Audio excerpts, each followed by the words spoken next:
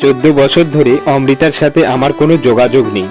14 বছর পর মেসেঞ্জারে অমৃতার এই প্রথম একটা মেসেজ পেলাম। জানি তুমি আমায় দেখতে আসবে না, তবুও বলছি দেখে যাও আমায়। শরীর একদম ভালো নেই, হাসপাতাল আর বাড়ি, বাড়ি আর হাসপাতাল, এই করেই দিন চলে যাচ্ছে। হাসপাতালের বেডে শুয়ে এই মেসেজটা লিখেছি। কেন জানি তোমাকে দেখতে খুব ইচ্ছা করছে, একবার এসে দেখে যাও। Cabin number 8, Siliguri medical college. অমৃতার সাথে আমার একটু অভিমান ছিল। কেন ওর প্রতি অভিমান তা অমৃতা জানে না। ওকে বলিনি। আমি সিদ্ধান্ত নিয়েছিলাম কোনোদিন আর অমৃতার সাথে দেখা করব না। দেখা করিও নি এত বছর। 14 বছর অমৃতা আমাকে নিয়ে অনেক ভুল বুঝেছে।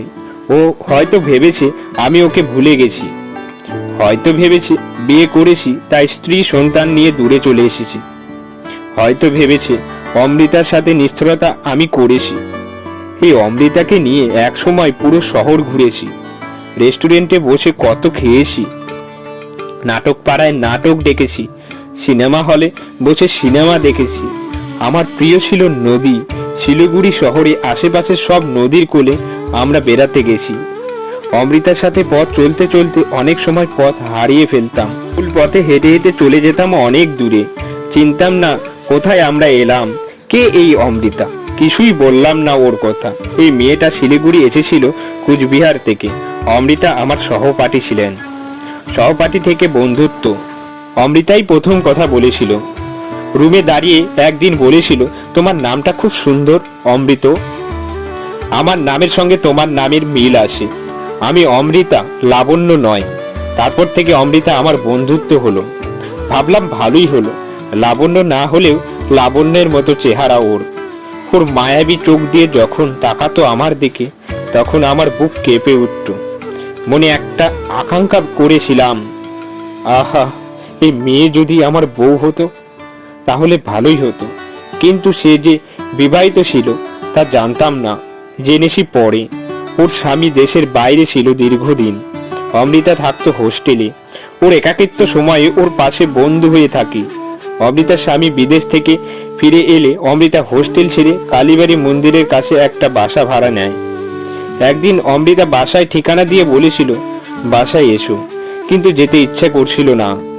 যায়নি অনেক দিন।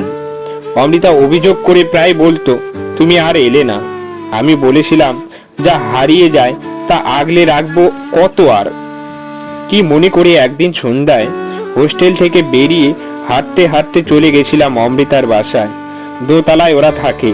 আমি আস্তে আস্তে সিঁড়ি বেয়ে দোতলায় উঠি। দরজার সামনে গিয়ে দাঁড়ালাম। ভিতর থেকে অমৃতা আর অমৃতার স্বামীর খিলখিল হাসির শব্দ শুনতে পাচ্ছি। আমি দাঁড়িয়ে রইলাম। একটু পর শুনতে পেলাম অমৃতা গান গাইছে। আমি আর ভিতরে ঢুকলাম না। কেন জানি মনটা খুব খারাপ লাগছিল। সিঁড়ি দিয়ে আস্তে আস্তে নিচে নেমে আসি। পথে নেমে পথের উপরে হাঁটতে থাকি। পা চলছিল না, কেন জানি থেমে থেমে যাচ্ছিল। মনের গভীরে একটা ব্যথা অনুভব করতে পারছিলাম। আর ভাবছিলাম, এই পৃথিবীতে সবই মায়া। অনেক বস্তু আসে যা একান্তই নিজের মনে হয়, কিন্তু সেই সব বস্তু আমার নয়। সেই সব বস্তু যতই প্রিয় হোক না কেন, তা নিজের অধিকারে রাখা ঠিক নয়। তারপর আমার লেখাপড়া যখন শেষ হয়, বিয়ে করি। ঘরে একটা মায়াবতী আসে। আনন্দ বেদনায় সংসার করতে থাকি। অমৃতার সাথে মাঝে মাঝে কথা হতো, দেখাও হতো। পরে আস্তে আস্তে ওকে দূরে সরিয়ে রাখলাম।